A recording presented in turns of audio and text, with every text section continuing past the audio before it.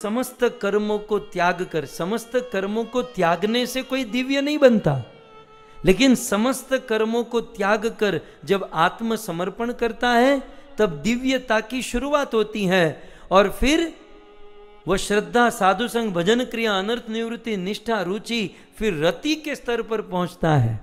तो कहते हैं कि निर्गुण कर्तुम आरंभाण, वह आरंभ होता है और शने शने धीरे धीरे भक्ति अभ्यासवान, भक्ति का अभ्यास करते हुए निष्ठा रुचि आसक्ति इति, वह निष्ठा रुचि आसक्ति आदि के स्तर पर जब पहुंचता है तब वह पूर्ण रूप से दिव्य बन जाता है। और ये सारी बात पूज्य गोपाल कृष्ण गोस्वामी महाराज में घटित हुई है। ये हम महाराज जी के जीवन में सीधा देखते हैं। और इसीलिए ऐसे महापुरुष, ऐसे पावन पवित्र संतों की समाधि की जाती है। किसी साधारण मनुष्य के शरीर से प्राण परमात्मा निकल जाए तो उसको देखने पर भी अपवित्रता होती है, छूने पर भी अपवित्रता होती है, लेकिन ऐसे संत जो आत्मा प्रभु को अर्पण करके जीवन भर प्रभु की सेवा में लगे हैं, उनको देखने पर, उनकी समाधि पर जाने पर हम पवित्र हो जाते हैं। उनका देह भी उतना ही पवित्र होता है। भगवान ने स्वयं कहा कि उनका देह मेरे जैसा पवित्र होता है, मतलब भगवान का देह जितना पवित्र उतना ही वो पवित्र होता है। हम लोग अभी अभी वह भजन के साथ महाराज जी की स्मृति का दर्शन कर रहे थे, उनकी जीवनी को देख रहे थे। सो हमारे दिल को दहलाने वाला कुछ दिन पहले जो दर्शन हुआ, जब महाराज जी ने इस देह का त्याग किया और फिर उनके इस दिव्य देह की समाधि बनाई गई वृंदावन में, गौशाला में, अनेकों संतों के बीच में ये समाधि स्थित की गई। महाराज जी ने अपने विल में लिखा था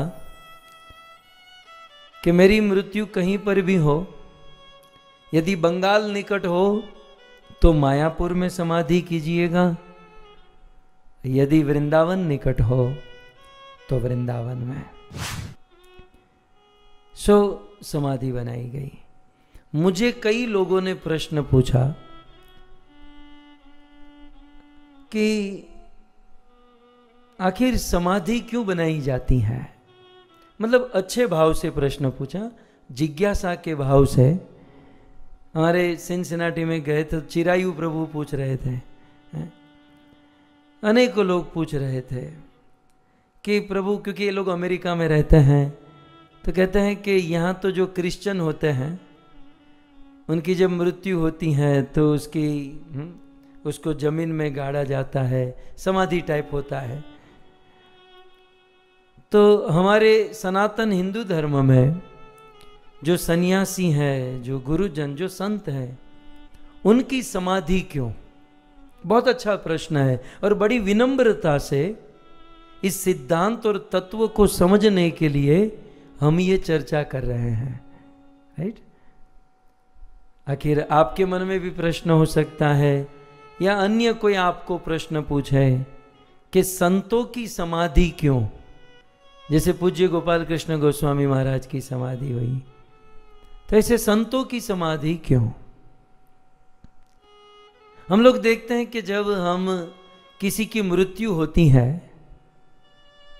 और उसकी श्मशान यात्रा में जाते हैं, उस यात्रा में भाग लेने पर भी हमें स्नान करना पड़ता है। केवल उस श्मशान यात्रा में आप ज्वाइन हो जाओ, उस श्मशान यात्रा में आपने पार्टिसिपेंट किया तो फिर आप मंदिर में या किसी शुभ काम नहीं कर सकते, आपको स्नान करना पड़ेगा। और फिर आप उस शव के पास चले जाओ और उस शव को स्पर्श करो, तब तो कहना ही क्या, स्नान तो करना ही है? हालांकि वो वस्त्र भी आप नहीं पहन सकते, उसे भी धोना पड़ेगा। तो आप मेरी बात समझ रहे ना कि जब इस शरीर से प्राण परमात्मा निकल जाते हैं तब यह शरीर अपवित्र हो जाता है। जब तक भगवान है तब तक ये शरीर पवित्र होता है। जब आत्मा परमात्मा निकल जाए तो फिर इस शरीर को छूने पर, इसे देखने पर भी स्नान करना पड़ता है, मंत्रों का उच्चारण करके पवित्र होना पड़ता है। जब समाज में किसी अन्य मनुष्य शरीर को देखकर या छूकर स्नान आदि करना पड़ता है तो फिर संतों की समाधि क्यों? उनकी अंतिम यात्रा में जाने से कोई अपवित्रता नहीं होती, वहां तो परम शुद्धता, परम पवित्रता होती है। तो आखिर ऐसा क्यों? इस सिद्धांत को समझने के लिए वैसे भागवत जी से भी ये समझा जा सकता है, गीता से भी, लेकिन मैं आपको चैतन्य चरितामृत में लेकर जाऊं। जगाई मधाई का नाम जानते ना? जगाई मधाई जानते ना? जगाई और मधाई बड़े पापी थे, शराब पीते थे और फिर नित्यानंद प्रभु के सर पर शराब का मटका मारा। महाप्रभु क्रोधित हो गए। श्री चैतन्य महाप्रभु जगाई मधाई को मारने आए, नित्यानंद प्रभु ने चरण पकड़ लिया। महाप्रभु, आपका अवतार किसी को मारने के लिए नहीं, जीवों पर करुणा करने के लिए हुआ है। आप इसे क्षमा कर दीजिए, आप इसे छोड़ दीजिए। तो महाप्रभु ने क्षमा कर दिया। फिर तो जगाई मधाई को भी एहसास हुआ, फिर तो वे डिवोटी बन गए। और जो जगाई था वो डिवोटी बन गया, उसकी दीक्षा हो गई और इनिशिएटेड नाम हो गया जगदानंद, जगदानंद पंडित, जगत आनंद से। एक बार श्री चैतन्य महाप्रभु ने जगदानंद पर कृपा की, शरीर में कुछ कुष्ठ था आदि, उन पर कृपा की। तो सनातन गोस्वामी कहने लगे कि आपकी दूसरों पर बड़ी कृपा है, महाप्रभु आपकी मुझ पर कृपा नहीं है। और आप सबको आलिंगन आदि देते हैं, सब कुछ होता है, आपकी मुझ पर और मुझ पर कृपा नहीं है तो मुझे दुख नहीं है। मेरे कर्म ही कुछ ऐसे हैं, मैंने इस जन्म में, पूर्व जन्म में बहुत बुरा कर्म किया होगा जिससे मेरे शरीर में ये रोग हो गया। उन दिनों सनातन गोस्वामी के शरीर में चमड़ी का रोग हुआ था, वो खाज जैसा कुछ रोग था, क्योंकि कैसे जल में स्नान करते, कैसा पानी पीते, उसे धूप ग्रीष्म की गर्मी में नंगे पांव चलते, तो ये स्वाभाविक था।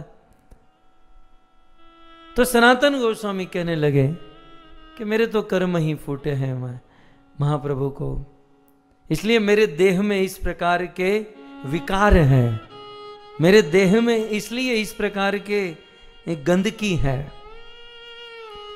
जब बात सनातन के देह पर आई तब श्री चैतन्य महाप्रभु को लगा कि अब मुझे संतों के शरीर का सिद्धांत प्रस्तुत करना चाहिए। मैं किस पॉइंट पर बोल रहा हूं? संतों की समाधि क्यों? कुछ दिन पहले गोपाल कृष्ण गोस्वामी महाराज की समाधि हुई, तो समाधि क्यों? सनातन धर्म में तो दाह संस्कार किया जाता है, समाधि क्यों? तो महाप्रभु का ये सिद्धांत है। श्री चैतन्य महाप्रभु कहते हैं, आइए चैतन्य चरितामृत का वह प्यार आप देख सकते हैं, गा सकते हैं। प्रभु कहे वैष्णवेर देह प्राकृत कभुनाया। प्रभु कहे वैष्णवेर देह प्राकृत कभुनाया। अप्राकृत देह भक्ते चिदानंदमय। अप्राकृत देह भक्ते चिदानंदमय। महाप्रभु कहते हैं सनातन तुम दिल छोटा मत करो, तुम ऐसा मत सोचो। प्रभु कहे, प्रभु माने श्री चैतन्य महाप्रभु। सो श्री चैतन्य महाप्रभु कहते हैं वैष्णवेर देह, वैष्णव का जो देह है, शरीर है, प्राकृत कभू नहीं। किसी वैष्णव का शरीर भौतिक नहीं होता, वैष्णव का शरीर प्राकृत नहीं होता। वैष्णव का शरीर हमारी आपकी तरह मटेरियल नहीं होता। सो प्रभु कहे वैष्णवेर देह प्राकृत कभू नहीं। वैष्णव का शरीर, पहले तो वैष्णव कौन? जब हम ऐसा सुनेंगे, पढ़ेंगे, बोलेंगे तो हम तो सीधा अपने ऊपर ही ले लेंगे। हाँ, आई एम वैष्णव और मैं वैष्णव हूँ तो मेरा शरीर भी प्राकृत नहीं है, मैं भी कुछ विशेष हूँ। हाँ, हम लोग वैष्णव हैं, लेकिन हम लोग नाम के वैष्णव हैं। और यहाँ पर जिस वैष्णव की बात हो रही है वो काम के वैष्णव की बात हो रही है। सो वैष्णव में अंतर है। जैसे कोई स्कूल होती है और उस स्कूल में कोई पहले दिन कोई एडमिशन लेता है, नर्सरी में या फर्स्ट ग्रेड में कोई स्टूडेंट एडमिशन लेता है, कोई बालक एडमिशन लेता है, तो पहले दिन जिस दिन उसका एडमिशन हुआ उसे भी विद्यार्थी कहते हैं, उसे भी स्टूडेंट कहते हैं। और जो उस स्कूल में 15 साल पढ़ चुका है, यूनिवर्सिटी में पढ़ता है, उसे भी स्टूडेंट कहते हैं। दोनों ही तो स्टूडेंट है। स्कूल में जिसका पहला दिन है वो भी स्टूडेंट, और 15 साल से पढ़ रहा है वो भी स्टूडेंट। कहने के लिए तो दोनों स्टूडेंट है, लेकिन दोनों में अंतर कितना है? इसने अभी प्रवेश लिया है और वो लगभग सब कुछ पूर्ण कर चुका है तो दोनों स्टूडेंट। ठीक उसी प्रकार वैष्णव का दायरा भी बहुत बड़ा है ना। जो विष्णु का हो गया, जो विष्णु का नाम लेता है, जो विष्णु की भक्ति शुरू करता है, वो भी वैष्णव। और जीवन भर विष्णु की भक्ति सेवा करते करते भगवान के प्रति रति मति गति उत्पन्न कर चुका है, वो भी वैष्णव है। सो जब हम ये वैष्णव सुनते हैं ना, तो ये हमारी कैटेगरी की बात नहीं हो रही है। जो शुद्ध वैष्णव है, प्योर डिवोटी है। सो प्रभु कहे वैष्णवेर देह प्राकृत कभू नहीं। श्री चैतन्य महाप्रभु कहते हैं कि वैष्णवों का देह प्राकृत कभी भी नहीं होता। अप्राकृत देह भक्ते चिद आनंदमयी। भक्तों का जो देह होता है वो अप्राकृत होता है और चिदानंदमय होता है, नित्य चित्त ज्ञानमय होता है, और भक्तों का शरीर आनंदमय होता है। इसलिए तो भक्तों का शरीर मोटा होता है क्योंकि आनंद में होते हैं। जो आनंद संत फकीर करे, वो आनंद नाही अमीरी में। अच्छा, किस वैष्णव का देह पवित्र होता है? सुनिए, आज आप में से कई लोगों को झटका लगने वाला है। आप कहोगे, अब महाप्रभु ने जब इस प्रकार से कहा तो कहा कि और थोड़ा डिटेल में बताइए कि किस प्रकार के वैष्णव भक्त डिवोटी का देह प्राकृत अप्राकृत होता है। तब महाप्रभु आगे कहते हैं,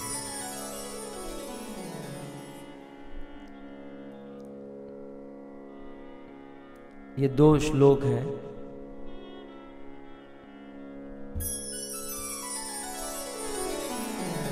दीक्षा काले भक्त करे आत्मा समर्पण,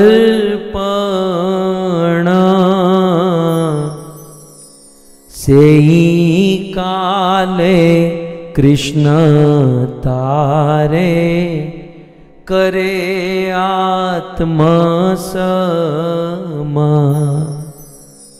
सेई देह तारे करे चिदानंदमय,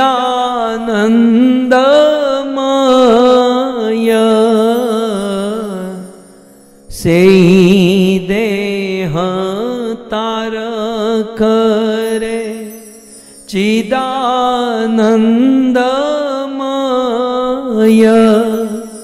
अप्राकृत देह तार चरण भजय,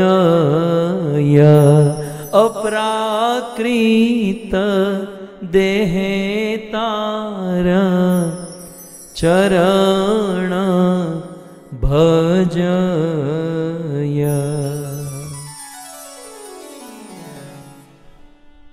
सो एक वैष्णव का देह कैसे अपराकृत होता है, कैसे चिन्मय होता है, कैसे दिव्य होता है, यह प्रोसेस स्वयं श्री चैतन्य महाप्रभु सनातन गोस्वामी को कहते हैं।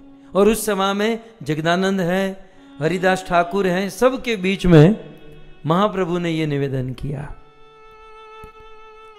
तो प्रोसेस क्या है? दीक्षा काले, सबसे पहले तो दीक्षा लेनी पड़ेगी। सबसे पहला पॉइंट यह है, मतलब जिसने दीक्षा नहीं ली है उसका देह अपराकृत नहीं होता, पवित्र नहीं होता। सबसे पहले तो पवित्र होने के लिए दीक्षा लेनी होगी। और जब दीक्षा लेते हैं तो दीक्षा काले, दीक्षा के समय में जो दीक्षा लेने वाला भक्त होता है वो भक्त करे आत्मसमर्पण, वो भक्त आत्मसमर्पण करता है। और सेई काले कृष्ण तार करे आत्मसम, जब कोई भक्त दीक्षा के समय अपना आत्मसमर्पण कर देता है, उसी समय में भगवान श्री कृष्ण उस भक्त को आत्मसम, अपने जैसा बना देते हैं। कितनी बड़ी बात है। सेई काले, उसी समय पर, किस समय पर? दीक्षा के समय कोई भक्त जो दीक्षा ले रहा है वो जब अपना आत्मसमर्पण करता है, उस समय भगवान उस भक्त को, वो आदमी पुराना आदमी नहीं रहता, भगवान अपने जैसा बना देते हैं। आत्मसम, अपने जैसा। तब तो यहां पर बहुत सारे लोग कहेंगे हमने इसमें से 80% हम लोग ने दीक्षा ले ली है, और हमने दीक्षा ले रखी है तो फिर हम तो पवित्र हो ही गए ना। हाँ हाँ, आप सबकी समाधि बनाएंगे, चिंता मत करो। तो यहां पर हमको समझना पड़ेगा, दीक्षा लेने से हमारा देह, पहले तो एक पॉइंट यह है कि दीक्षा लेने से ही देह पवित्र होगा। महाप्रभु का यह कहना है, जब तक गुरुदेव के द्वारा दीक्षा मंत्र प्राप्त नहीं करेंगे तब तक देह में चिन्मयत्व प्राप्त नहीं होगा, महाप्रभु का कहना है। सो एक तो दीक्षा लेनी होगी, लेकिन दीक्षा में करना क्या है? प्राय लोग दूसरों को दिखाने के लिए कंपटीशन में आकर, उसने लिया तो मैं भी ले लूंगा, उसने किया तो मैं भी कर लूंगी, बस यही चलता है। एक्चुअली दीक्षा की प्रिपरेशन क्या होती है, दीक्षा की तैयारी क्या होती है? कहते हैं दीक्षा काले शिष्य करे, दीक्षा के समय कोई शिष्य आत्मसमर्पण कर देता है, अपनी आत्मा का, अपने आप का समर्पण कर देता है। अच्छा, तो आत्मसमर्पण का अर्थ और क्लियर कीजिए ना, आपके मन में होता होगा। मतलब हमारा बैंक बैलेंस प्रभु को दे देना है, हमारा घर बार सब कुछ भगवान के नाम पर कर देना है। आत्मसमर्पण का अर्थ है जो अहमता है, ये मैं कर रहा हूं, मैं, और जो ममता है कि ये मेरा है, ये मेरा है। अहमता और ममता, ये दोनों भगवान श्री कृष्ण को निवेदन कर देना, ये आत्मसमर्पण यहां पर बताया जा रहा है। कहीं अन्य जगह पर आत्मसमर्पण का कुछ अलग अर्थ है, जैसे बलि महाराज आत्मनिवेदन। तो बलि महाराज ने आत्मनिवेदन अपना सारा धन दे दिया, अपना शरीर दे दिया, अपना राज्य स्वर्ग दे दिया, वहां अलग सेंस में है। यहां आत्मसमर्पण किस सेंस में है? अपने अहमतास्पद और ममतास्पद जो कुछ भी है वो सब भगवान श्री कृष्ण के चरणों में निवेदित कर देना, ये आत्मसमर्पण है। दीक्षा के बाद अहमता ममता की बात नहीं आनी चाहिए।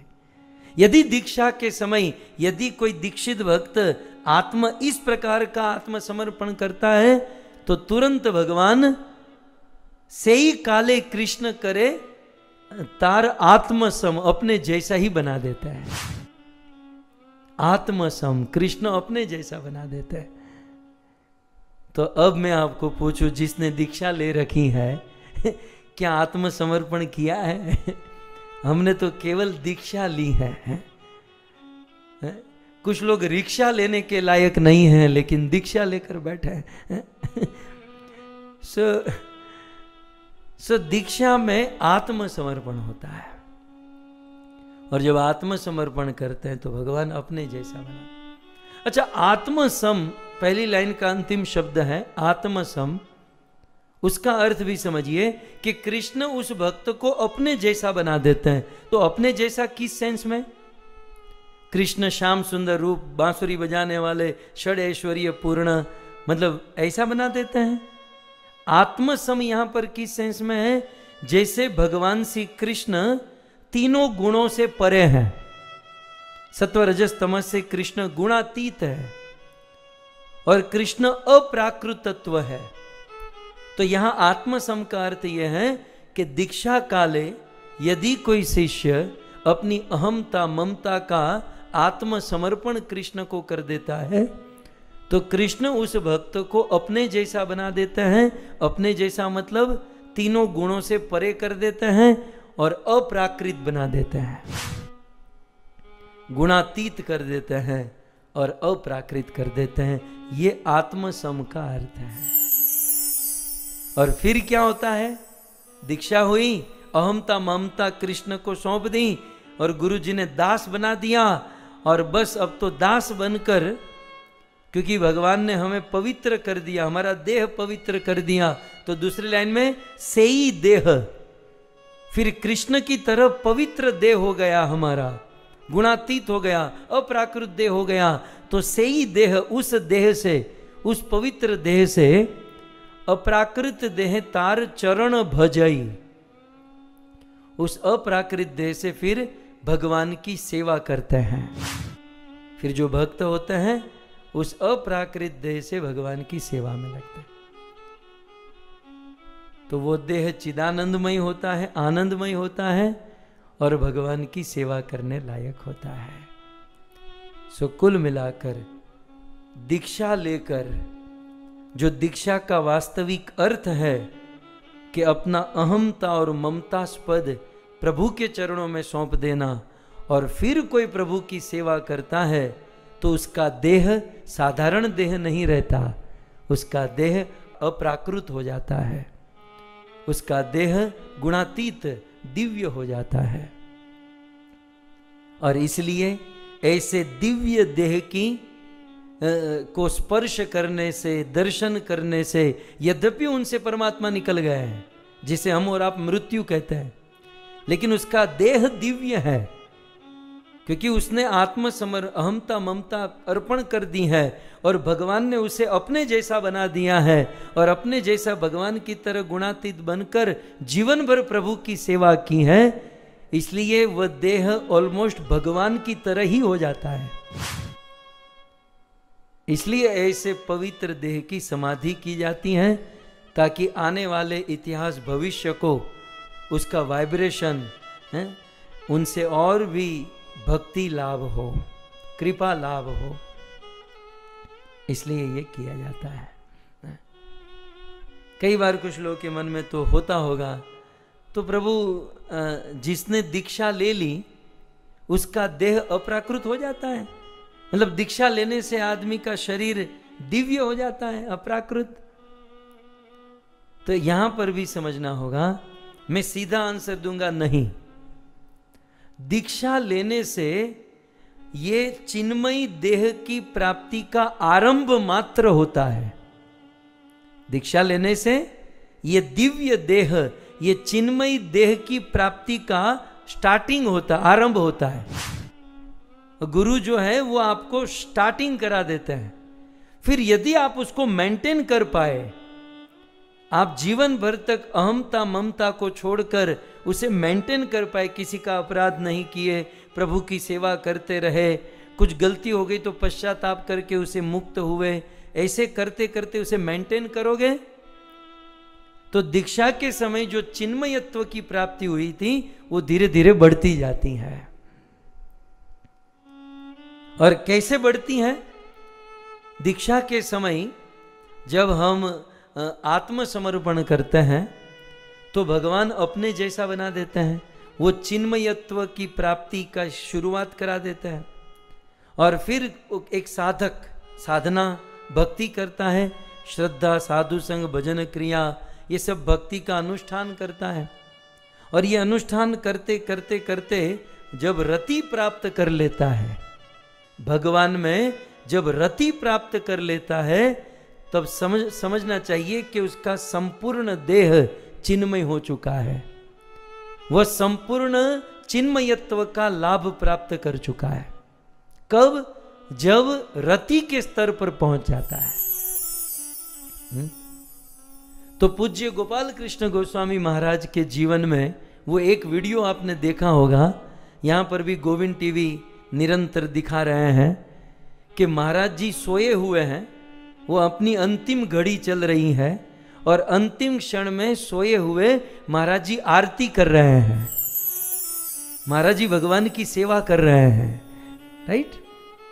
ये वीडियो से तो मुझे 7 दिन की कथा करनी है आने वाले दिनों में, केवल इस पॉइंट पर।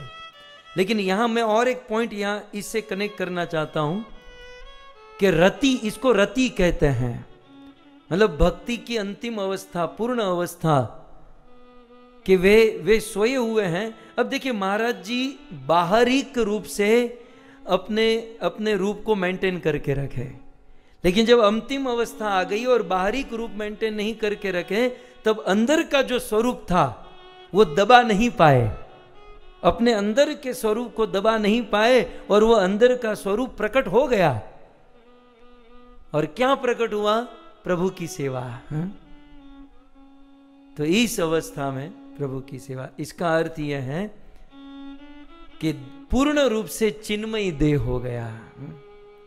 और ऐसे चिन्मयी देह की हमें पूजा करनी चाहिए, सेवा करनी चाहिए। यह तो हुई श्री चैतन्य चरितामृत में। श्रीमद् भागवत जी में यही बात भगवान श्री कृष्ण उद्धव जी से कहते हैं। लगे हाथ ये भी समझ लेता है।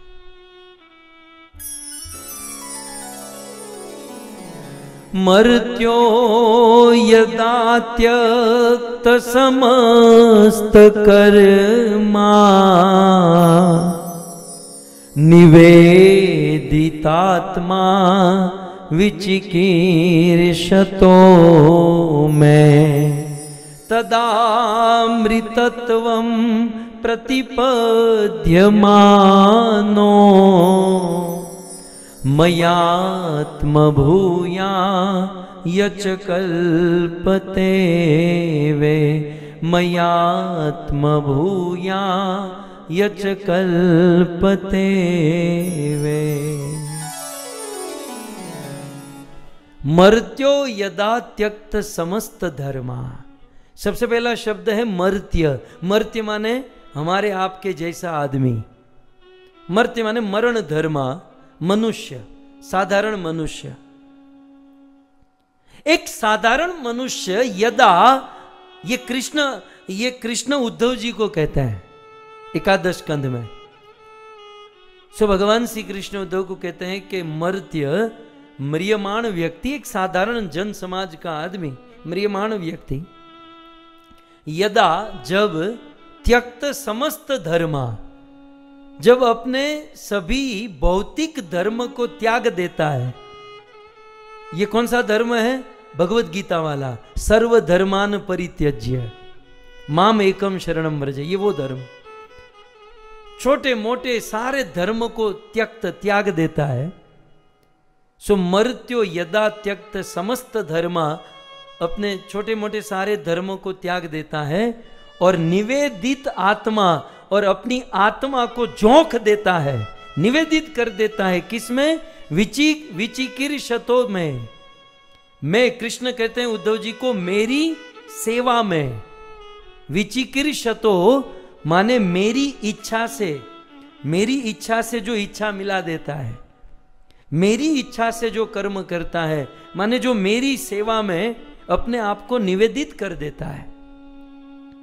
ये पूरा श्लोक गोपाल कृष्ण गोस्वामी महाराज की जीवनी का दर्शन कराता है कि मर्त्यो यदा, एक म्रियमाण मनुष्य जब त्यक्त समस्त धर्मा, क्या क्या बड़े बड़े पद त्यागे, सब कुछ छोड़कर, गृहस्थ आश्रम, अपनों को भी छोड़कर, अब अपनों को छोड़कर त्यक्त समस्त धर्मा पर। महाराज जी की एक बात कहूं, महाराज जी ने जगत का कल्याण करने के लिए कितना सैक्रिफाइस किया। मैं त्यक्त समस्त कर्मा पर बोल रहा हूं। परम पूज्य गोपाल कृष्ण गोस्वामी महाराज ने सबसे पहले तो अपनी जवानी त्याग दी शिल प्रभुपाद जी की सेवा में। मॉन्ट्रियल में, कनाडा में कोको कोला कंपनी में बहुत बड़ी पोस्ट पर थे, उसे भी त्याग दिया। इवन अपनी पत्नी, अपने बच्चे, सबको त्यागा और भगवा धारण किया जगत का कल्याण करने के लिए। धीरे धीरे समय बीता, महाराज जी के सिर पर बहुत सारी सेवा आई और सेवा में व्यस्त हो गए, रत हो गए। और समय बीतने पर एक समय ऐसा आया कि महाराज जी की माताजी बीमार थी, जानकी कुटीर में वो रहती थी, और समय समय पर महाराज जी जाते थे। तो एक बार उनको खबर मिली कि माताजी की तबीयत ठीक नहीं है। सो महाराज जी कुछ भक्तों के साथ जानकी कुटीर में गए और अपनी माताजी को प्रणाम किए, हालचाल पूछे, और जो भी सुविधा करनी थी महाराज जी ने की। और फिर महाराज जी ज्यादा बैठे नहीं, खड़े होकर चलने लगे, वहां से निकल गए। माताजी चिल्लाने लगी, गोपाल रुक जाओ, गोपाल रुक जाओ, गोपाल रुक जाओ, रुक जाओ। लेकिन महाराज जी ने एक न सुनी और वहां से निकल गए। जब वहां से निकले तब उन भक्तों ने, सारे भक्त रो रहे थे। उन भक्तों ने कहा, महाराज जी, माताजी बीमार है। और वो बेचारी कह रही थी, रुक जाइए, रुक जाइए। आप तो थोड़ी देर के बाद चले गए, आप रुके नहीं। महाराज जी ने कहा कि मेरी माता को देखकर आपको रोना आ गया, तो जन्म देने जिसको जन्म दिया है, क्या उसको रोना नहीं आता होगा? हा? उनके हृदय में कष्ट नहीं होता होगा? लेकिन मुझे यहां एक मेरी मां है और आगे पूरा संसार है। मुझे पूरे संसार के कल्याण के विषय में सोचना है। मुझे श्रील प्रभुपाद जी आज्ञा के बारे में सोचना है। यदि मैं कुछ देर यहां रुक जाता तो ममता में फंस जाता और फिर हो सकता है आगे कुछ मेरे काम है वो न कर पाता।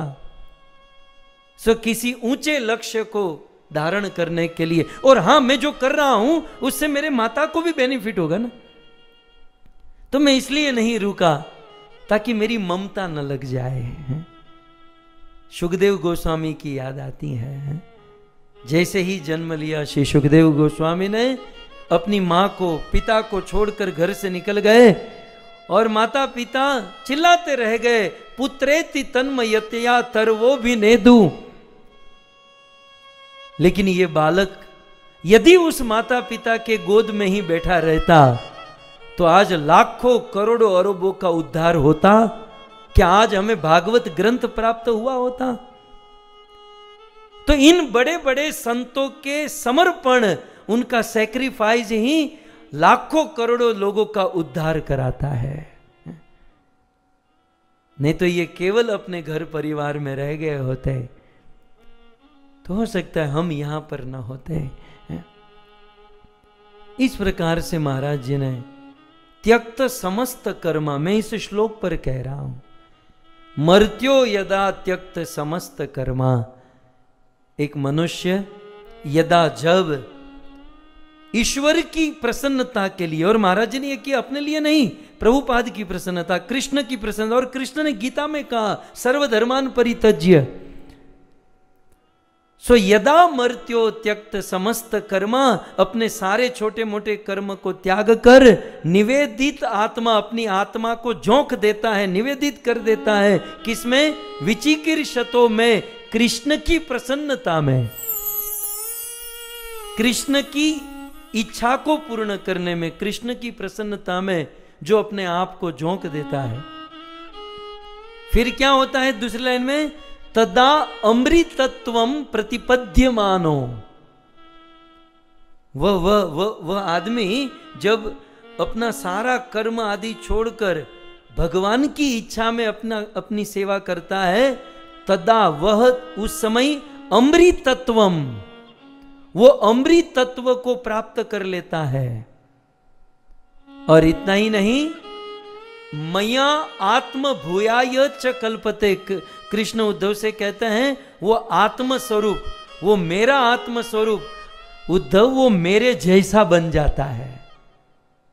यहां पर भी वही कहा गया कि मया आत्म भूयाय च कल्पते, वो मेरी तरह बन जाता है। विश्वनाथाचार्य ठाकुर ने इस श्लोक की टीका में लिखा, विचिकीर्षतः इति, ये विचिकीर्षत मूल श्लोक में जो लिखा है इसका अर्थ यह है कि जब समस्त कर्मों को त्याग कर, समस्त कर्मों को त्यागने से कोई दिव्य नहीं बनता, लेकिन समस्त कर्मों को त्याग कर जब आत्मसमर्पण करता है तब दिव्यता की शुरुआत होती है। और फिर वह श्रद्धा, साधु संग, भजन क्रिया, अनर्थ निवृत्ति, निष्ठा, रुचि, फिर रति के स्तर पर पहुंचता है। तो कहते हैं कि निर्गुण कर्तुम आरंभाण, वह आरंभ होता है, और शने शने धीरे धीरे भक्ति अभ्यासवान, भक्ति का अभ्यास करते हुए निष्ठा रुचि आसक्ति इति, वह निष्ठा रुचि आसक्ति आदि के स्तर पर जब पहुंचता है तब वह पूर्ण रूप से दिव्य बन जाता है। और ये सारी बात पूज्य गोपाल कृष्ण गोस्वामी महाराज में घटित हुई है। ये हम महाराज जी के जीवन में सीधा देखते हैं। और इसीलिए ऐसे महापुरुष, ऐसे पावन पवित्र संतों की समाधि की जाती है। किसी साधारण मनुष्य के शरीर से प्राण परमात्मा निकल जाए तो उसको देखने पर भी अपवित्रता होती है, छूने पर भी अपवित्रता होती है, लेकिन ऐसे संत जो आत्मा प्रभु को स्मरण अर्पण करके जीवन भर प्रभु की सेवा में लगे हैं, उनको देखने पर, उनकी समाधि पर जाने पर हम पवित्र हो जाते हैं। उनका देह भी उतना ही पवित्र होता है। भगवान ने स्वयं कहा कि उनका देह मेरे जैसा पवित्र होता है, मतलब भगवान का देह जितना पवित्र उतना ही वो पवित्र होता है।